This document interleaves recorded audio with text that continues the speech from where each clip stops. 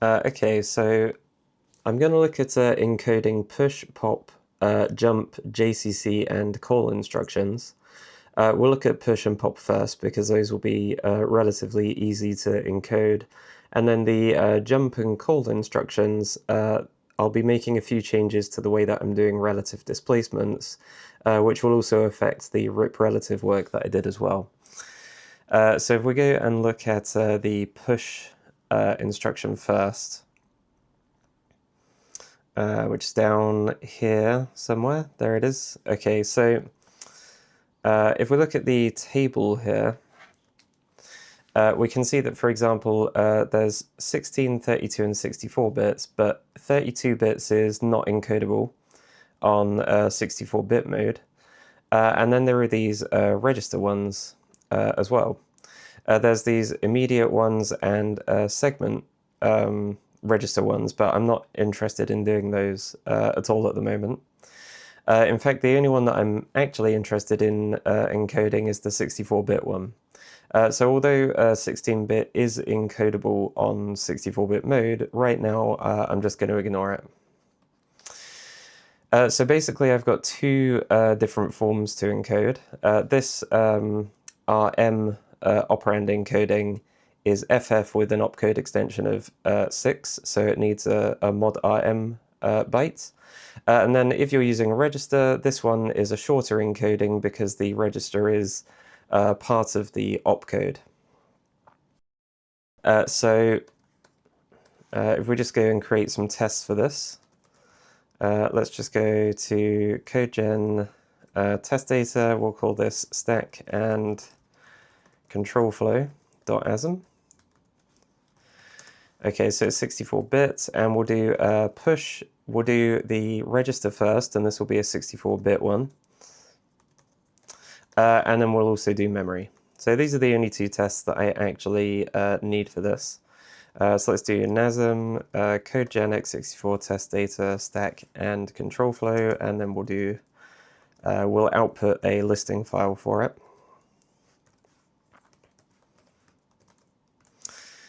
Okay, and then all we need to do is go to the encoder test,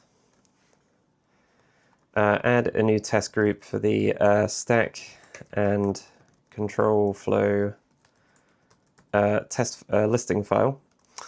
We'll add op push, and then we've got basically keyword is the only one we're doing. This is CX with NA, NA, NA. And then we've got the same thing again, but this time CX is being used as a like a memory access operand. So we'll need to go and add the mnemonic const. So maybe we'll just add it. Well, this is including control flow, so it's got syscall and stuff as well. So we'll put it here. We'll say op push. We're going to have pop, and then we're going to have jump and different JCC ones as well. And then we know that we're going to have call as well.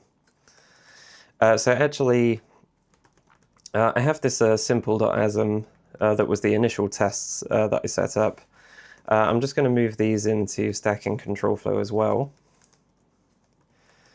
And we'll just get rid of the simple ones here.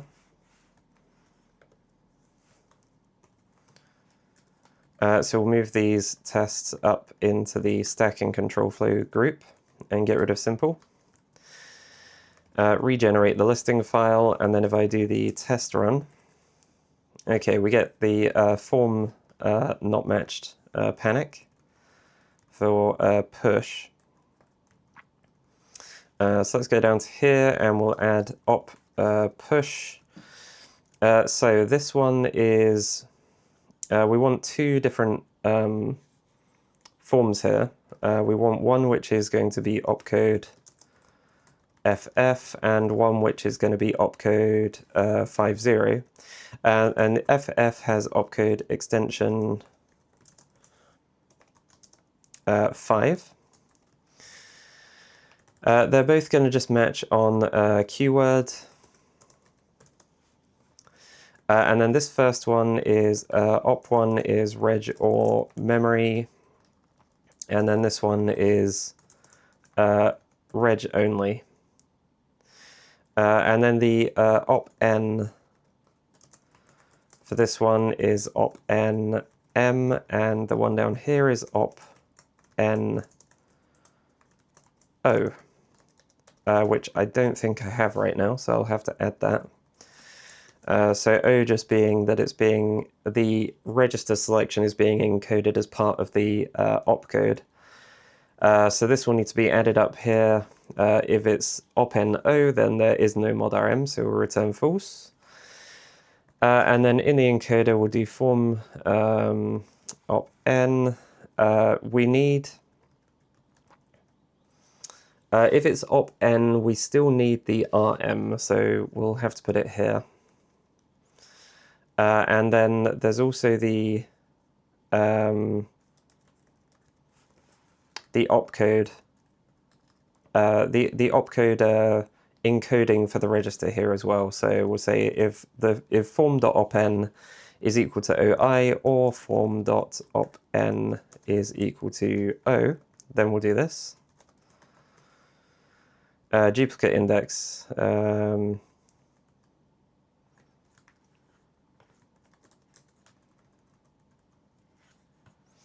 Oh, yep, this should be part of this table.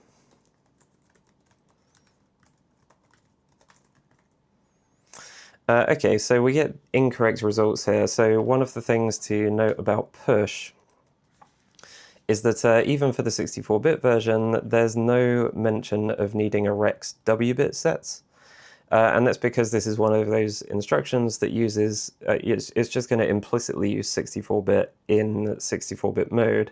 So I'll need to add an extra like mode or something to the form to tell it that no REX.W is required here. So maybe on the end of both of these, we'll say REX is REX no W.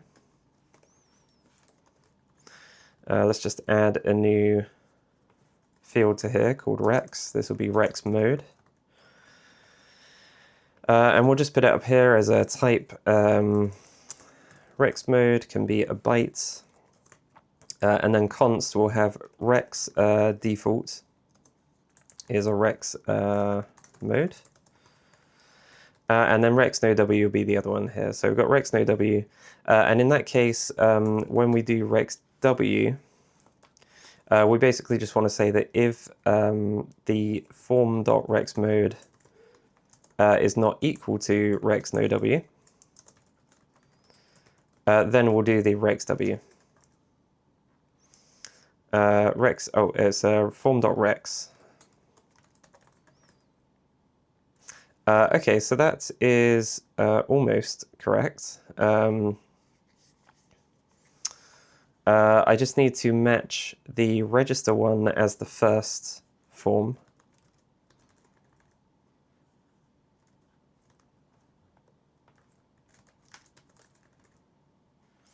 And then this one is getting an incorrect mod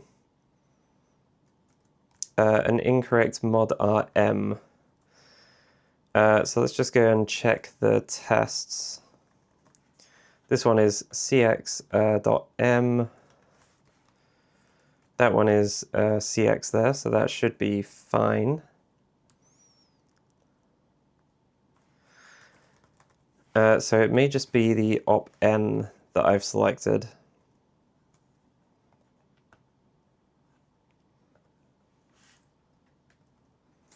I'm actually going to move all of these out into their own case. So in all of these cases, we only need rm set, I think. But that's still getting the incorrect mod rm. Let me just check. So this memory one is using opcode extension 5. Oh, it should be 6. Okay, that's fine. Okay, so next is pop.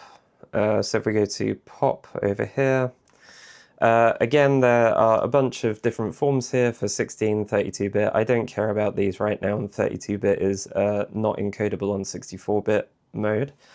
I only really care about pop RM64 and pop R64, and actually now I say that, I probably don't really care much about pop with memory right now, so I'll only focus on this form for now. And again, there's no REX.W here. So I think we'll just do one test for this. So we'll go to stack and control flow. We'll do, let's say, pop RCX. Regenerate the listing file. Let's go to the tests. So in the tests, we'll just copy this one and say pop. And then implement the form.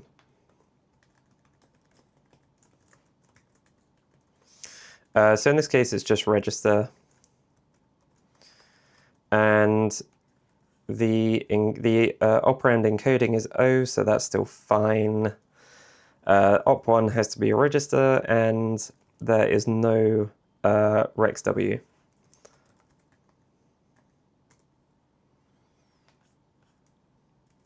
Oh, and in this case, let's see, we've got pop is opcode 58. Okay. So now moving on to, let's say jump first. So we'll go to jump over here.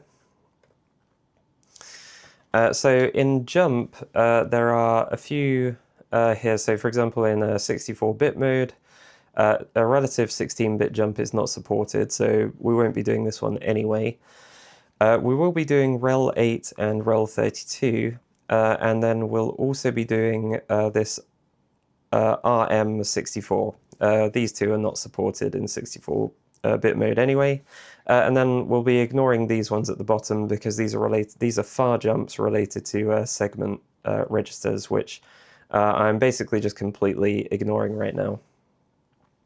So we've got three different forms to match on and implement. So we've got Rel8, Rel32, and RM64. There is one thing to note about these relative displacements, though, and the work that I did with RIP-relative. With RIP-relative, I basically followed what NASM was doing, which is that when in NASM you use the $, this is basically giving you the offset to the beginning of the current instruction that you're writing. So if you do $ plus something like 10, then what will happen in NASM is that as an assembler, it will figure out how big the instruction is that you've encoded. So in this case, it would be 2 bytes.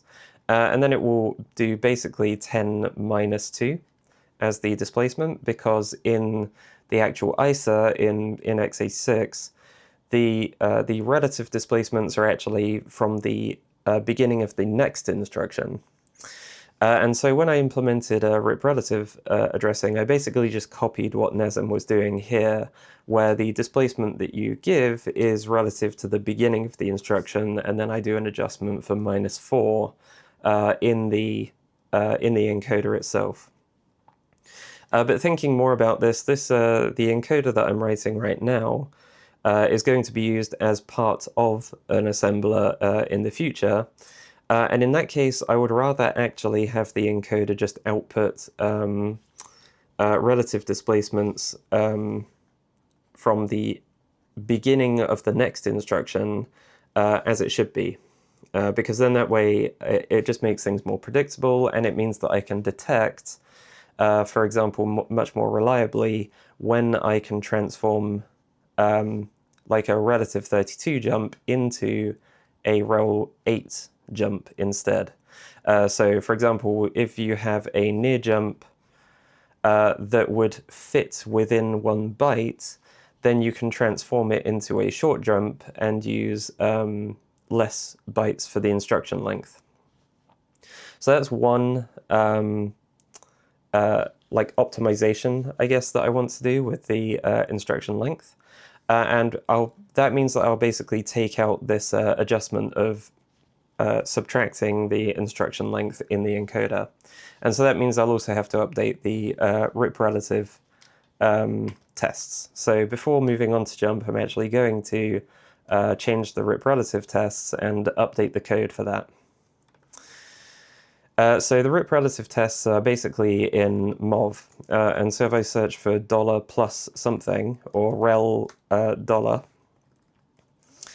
then we see all of these instructions here. And right now this $, is basically calculating from the beginning of this MOV instruction, but I want to calculate from the beginning of the next one.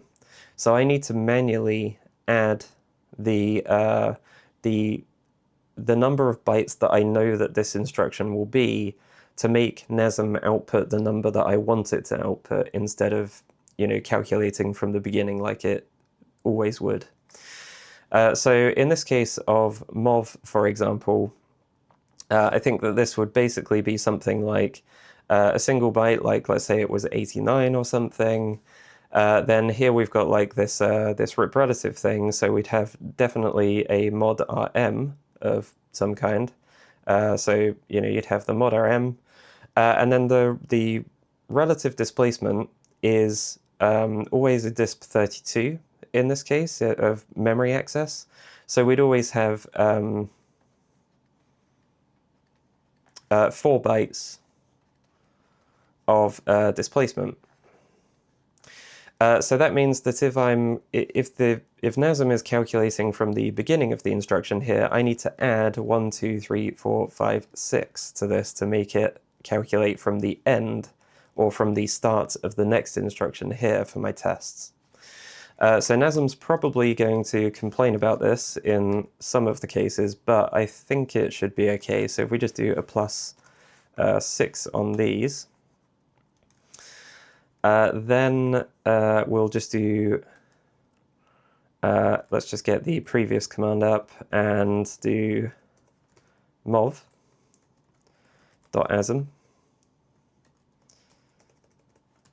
and mov.listing.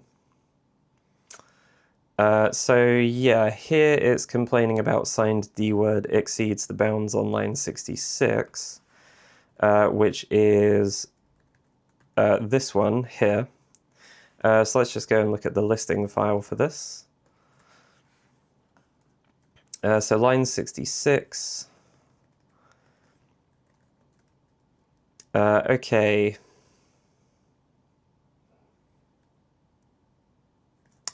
This one? Oh, okay, line 66, but in the listing because of the extra line breaks for things like this warning here, it's actually on the next line. So in this case, it is still actually outputting the number that I want, which is this 80 here. So I think we'll be okay to do this, because this is -80. Yeah, okay, I think this should be okay. So we'll just, we'll update the encoder to make it pass the new test. So we'll do go test. This should break all of the RIP relative ones here. And then if we go to the encoder, down in the displacements code, I basically do this adjustment for taking off the amount of the instruction +4 for the 32-bit displacement for the for relative displacement stuff. So if I just take this out, now n it isn't used. Okay, that's fine. So now any displacement that I pass in, I'll basically just assume is relative to the start of the next instruction, as it is in the ISA anyway for this encoder. And then when I build the assembler using the encoder, the assembler is the one that will do any adjustments for, calculating from the beginning of an instruction or something like that. So now that's done, let's go back to jump. So jump, I want to support Rel8, Rel32, and RM64. So let's go here and we'll say jump. We'll say $+2 because the Rel8 is going to be a single opcode with a single displacement. So that's 2 bytes to go to the beginning of the next instruction. And then as the test, we'll basically say Rel8 will fit in a byte, so we'll do OX7F, let's say. Then we've got another one which will be Rel32. So for that, I think I can just use FF. So just to annotate this a bit more, this will be a short one.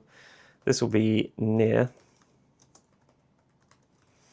And then we've got RM64, where the only one that's valid, or the only one that's supported in 64-bit mode is this 64-bit jump anyway. So if we just say jump with RCX as memory access, try and rebuild that. Let's just check the listing, just to make sure that it hasn't optimized something that I don't want it to optimize. So what NASM will do is, for example, even for a near jump here, if this fit in a relative 8, if this fit within Rel 8, it would automatically change it into a short jump instead. So I basically just wanted to make sure that it's not doing that. And actually for this one, it's going to be 5 that I have to add instead of 2, because 5 would put me at the beginning of this next instruction here. So let's just go and update that. So this is not 2, this is actually 5. And now I've got the FF value that I actually want to test against. Okay, so let's add some tests here. We've got op JMP. This will be a byte version. So the byte, this, if we go back to the table, we can see that there's another new operand encoding here, which is D for displacement, I assume. So here it says offset. So I'll add op-nd, and if it's op-nd, I think what I'll do is expect that we're going to build an operand from IP. So we'll say ip.d. And whatever we put in here is going to be the relative displacement, because this is always a RIP relative, and this one is always RIP relative as well. So at the moment, it makes sense for me to just build these operands from the IP register. Then it's already a displacement anyway, and I can maybe it will be useful for detecting like relative operand. So the other thing about this then is that if the rel can be either rel 8 or rel 32, then maybe it doesn't make sense for this to be called rel 32 anymore, and I'll just change it to rel. And then let's just go to the forms. Let's finish off the test first. So jump is going to be byte with ip.d. This will be OX7F. Then we've got D word, which is ip.d with FF. And then we've got Q word, which is going to be cx.m.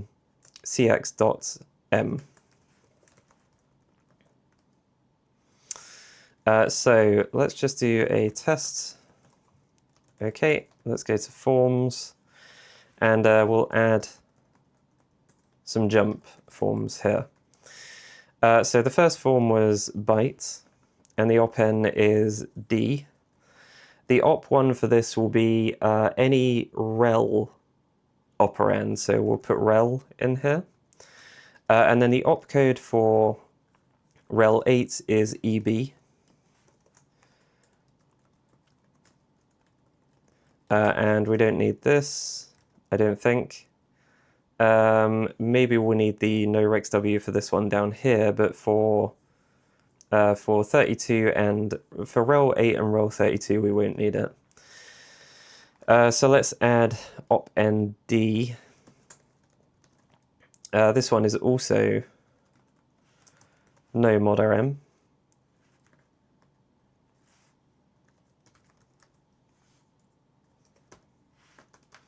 And for this one, yeah, we still want to set rm, so I'll just put that in here. Duplicate index, okay, I've done the same thing. Oh, this should be JMP. Okay, so for this short version here, I'm currently, when I get a rel operand, I'm always outputting 32 bits right now. But we'll just fix this panic first by putting in the rest of the forms. So then we've got a D-word version, which is op-nd with rel, and in this case, the 32-bit version was E9. And then we've got an RM version, which is FF with opcode extension 4. And it's going to have REX.W. So this keyword version is going to be op-n M, I think it is. And it's going to take reg or memory, and it's going to be opcode FF. Okay, so that actually works apart from the short form, which should be a byte. So in the encoder here, let's find the disp output. So in disp output, I need to decide how, like, the size of the width of the disp. So we'll say disp W we'll just assume that it's D-word to begin with. Then we'll say, for example, that in this switch here, we'll say if RM is memory access and mod is indirect disp 8, so to preserve this behavior down here. In this case, disp W will be bytes. And then I think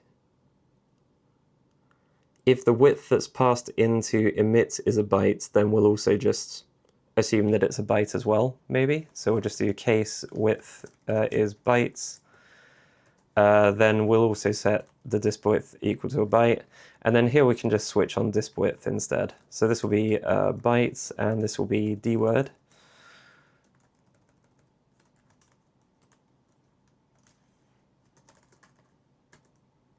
Okay, that's all fine. Okay, so moving on to, before moving on to JCC, because this is similar to the CMOV stuff, I think maybe we'll do call, because that will be a bit easier. Actually, no, let's just do JCC first. So let's just copy all of these.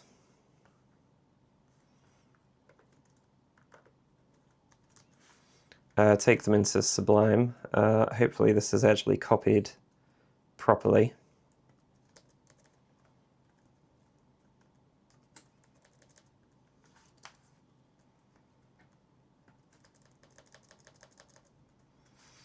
Try and get rid of some of these headings and things in here first.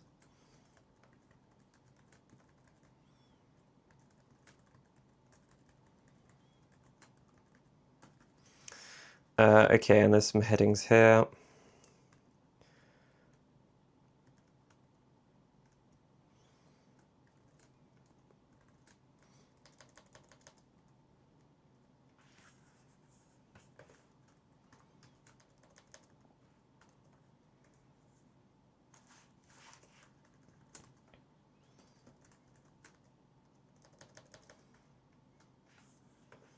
Okay.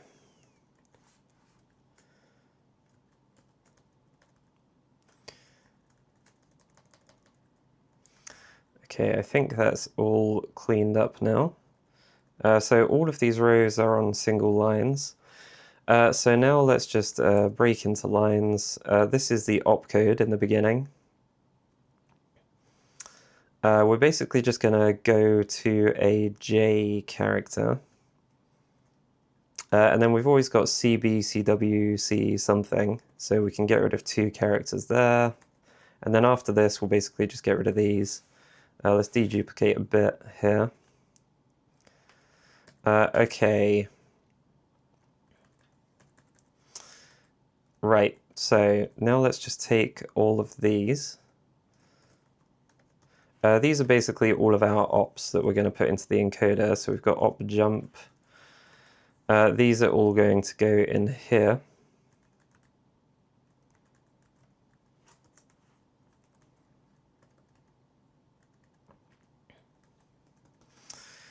And then I assume that at the very least there are going to be some aliases which are the same as these ones. So let's just take these, put them down here. Then we'll just get rid of the CMOV and replace it with J. Okay, and then I just need to take the ones that are defined on the left here, because these are the ones which are aliased. Is JP a real one? Yes, it is. Okay. Right, let's just go cut off the stuff in the J here, or just put it down here. Join all of these up.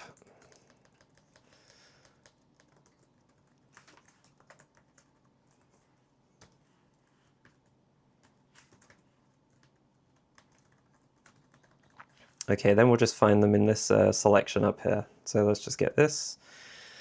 Let's do a find for regular expression in the selection for these things and select all of them. So these ones can basically go. And then I'm left with these. So I'm not sure if these are an alias for something else. I'll have to look at the opcodes in a minute. Okay. So let's go and take all of these. Basically, we've got some opcodes here. So these first ones here are opcode.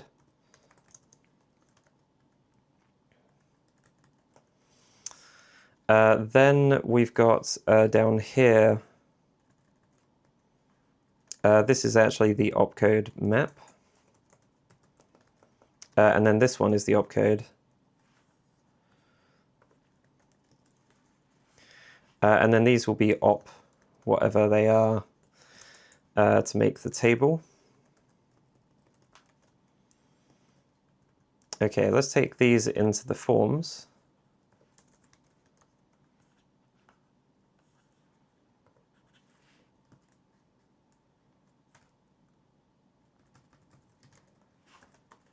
Okay.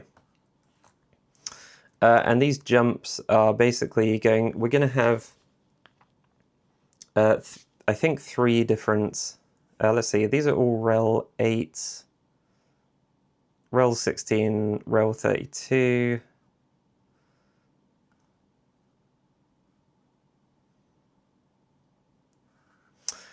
So for example, let's have a look at JA here. We've got JA Rel8. And then we've got JA Rel16 down here. And in this case, it's got the secondary opcode map.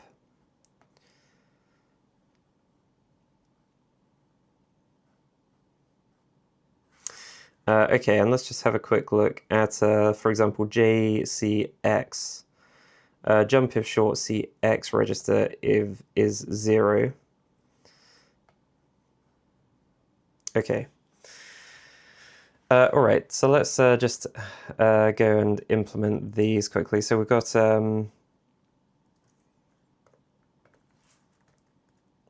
a couple of duplicates in here. These ones down here are duplicates because they've got the opcode map. So maybe what I'll do actually is just get rid of these opcode maps quickly. And deduplicate from this way. Then I'll just add the opcode maps back in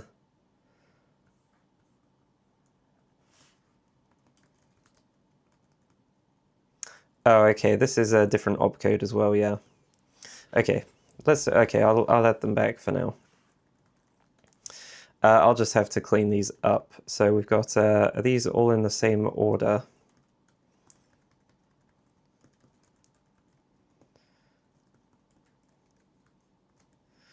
So I think we've got these ones at least.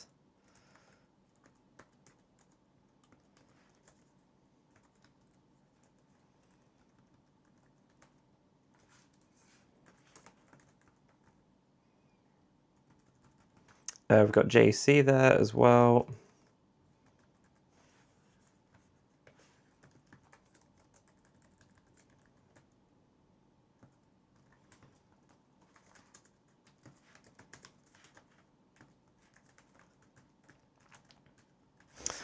These ones I think are unique, so we'll leave those. Then we've got JE, JG,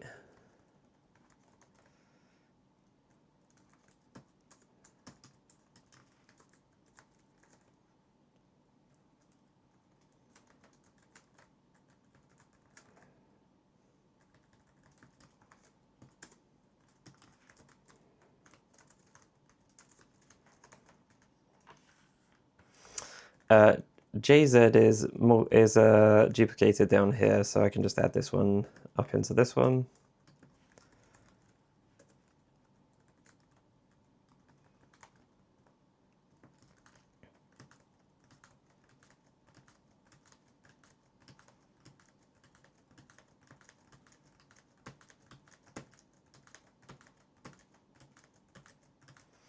Then it looks like all of these are just in order, so I'll just take all of these, get rid of those, and just put them up into here.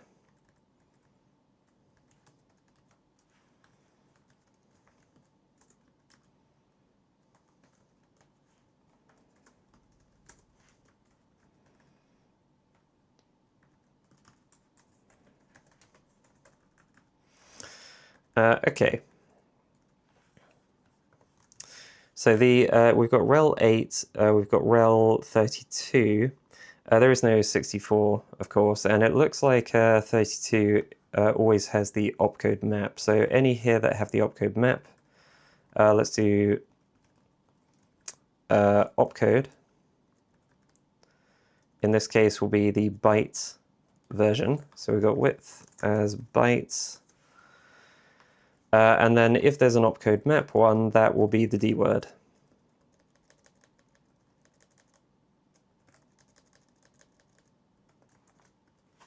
So this will be width D word.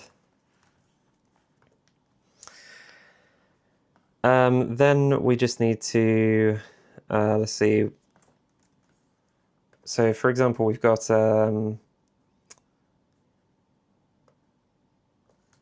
JAE Rel16.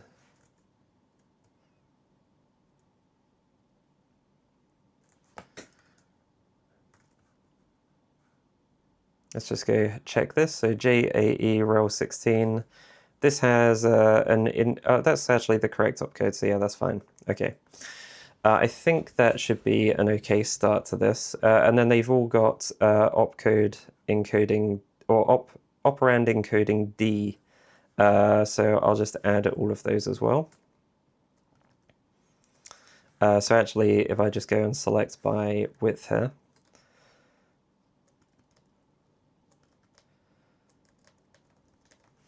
so this is op D, and then op1 will always be rel. Okay. Okay, I think that is about it for the forms. So I actually need to go and create some tests for all of these things as well. So let's just bring this back here.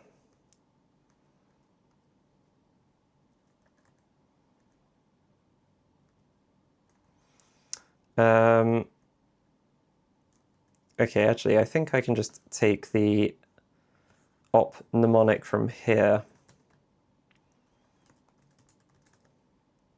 Let's just take all of these.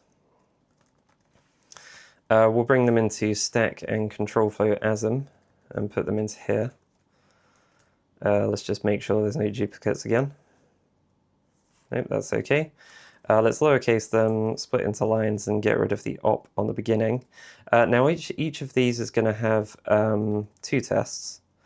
So one of them will be the short jump, which will be the offset plus 2 because it's the opcode plus the single byte, plus OX7F. And then the second one will be near, but this one is going to be plus 6 because there's an opcode map and an opcode plus 4 bytes of displacement. So we'll do plus 6 plus OXFF, let's say. Okay, let's try and use NASM and see if it's going to complain. So this is about short jump is out of range on line 31.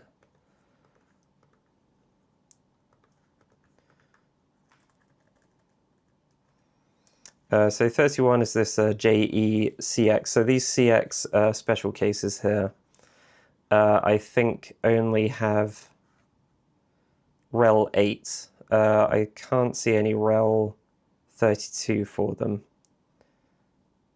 Okay, so these are these ones where it's a CX. We're going to get rid of the near versions.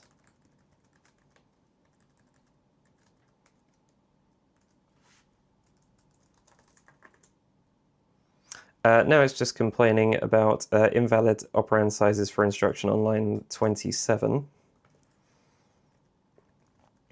which is this one. So we've got JCXZ, which is JCXZ. Oh, that is not encodable on 64 bits, so let's get rid of that. Okay. Next is to move all of these into the encoding tests. So let's just go and get all of these top level J1s. Go to the encoder tests, and let's just dump them all in here. And actually, I'll just get rid of the additional notation because I know what that is anyway. So we'll say op, uppercase this stuff. So we've got op, jump, whatever. The first ones are going to be bytes, and we're going to do ip.d ox7f. Then we've got na, na, na. And then we need a copy of each of these to do the D word one.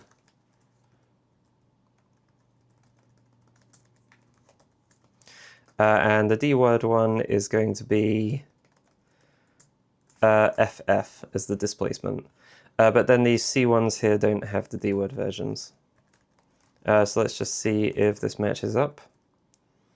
Redeclared in this block.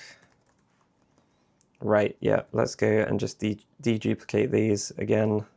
So we've got F10, and then this JCXZ one actually doesn't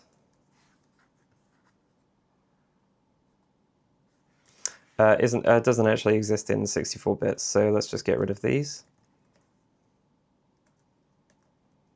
Okay.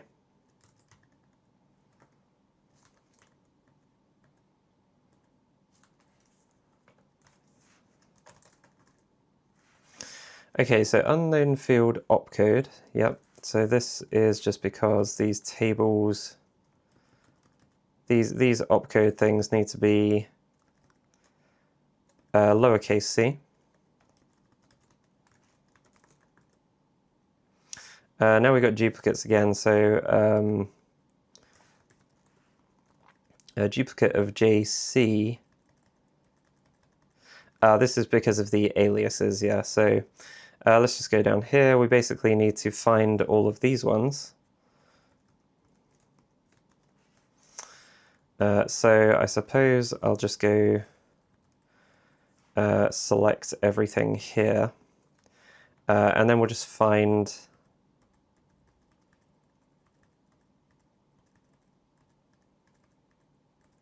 using that regular expression again. Doesn't seem to be in here. So let's just make the regular expression again.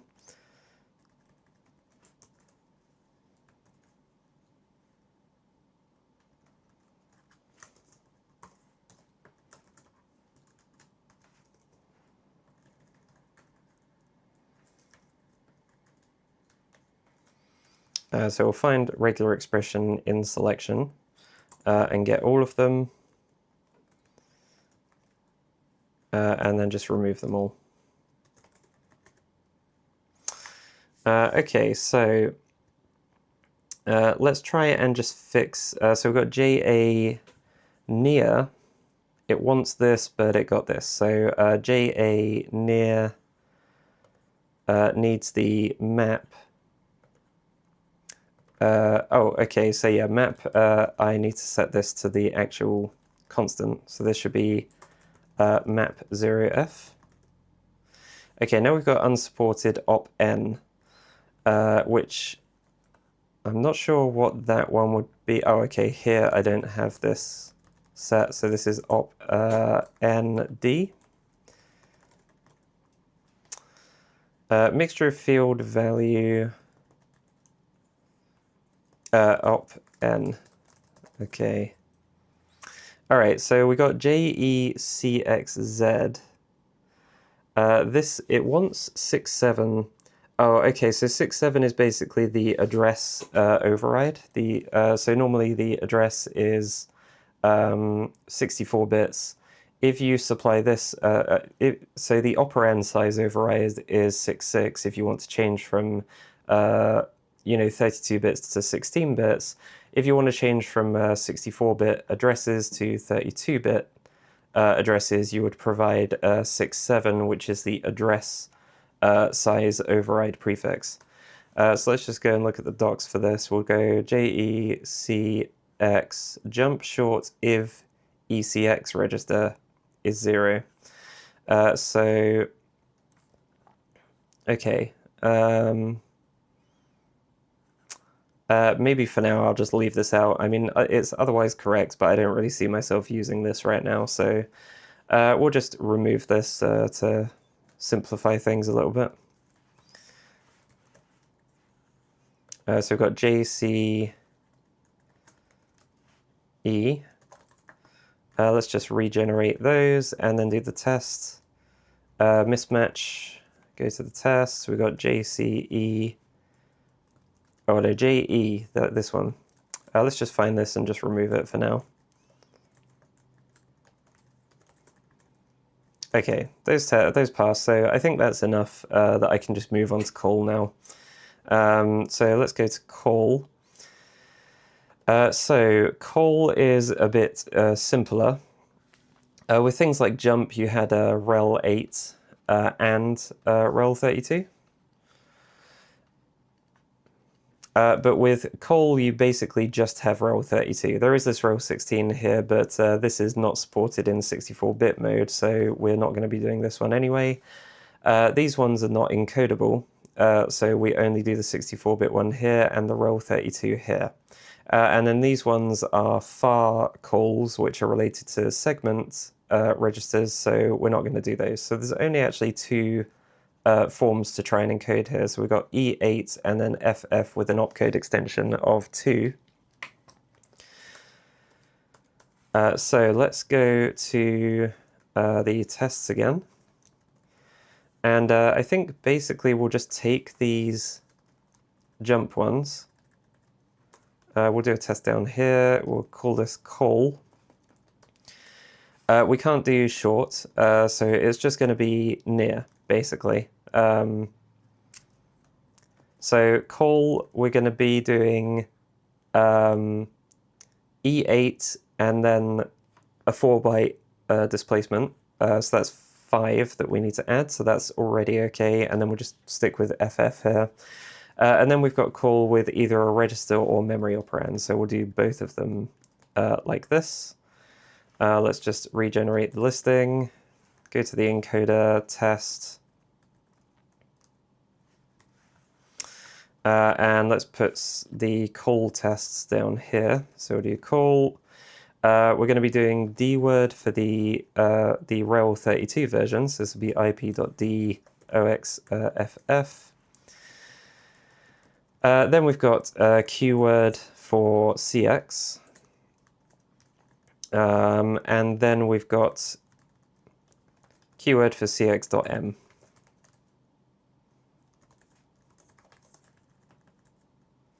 Okay, let's go to the forms, and we'll add down here col. So the op n for these is going to be d and m. So we've got d for this one, where we're going to do the width as dword. There's no map, and the opcode is E8. Then we've got keyword for op nm. This one has opcode FF and opcode extension 2. And this one needs, so this one up here needs to be op1 is rel. And then this one is op1 is reg or memory. Okay, and then the same as jump and stuff. There's no need to do. There's no sort of notation to say that you need a REX.W for this. So we need to tell it that there's no REX.W as well. So rex is no w. Okay, and that passes. So it took a while to get through the conditional jumps, but other than that, I think that went pretty well. So that's push, pop, jump, conditional jumps with the exception of JECXZ, I think it was, and cols.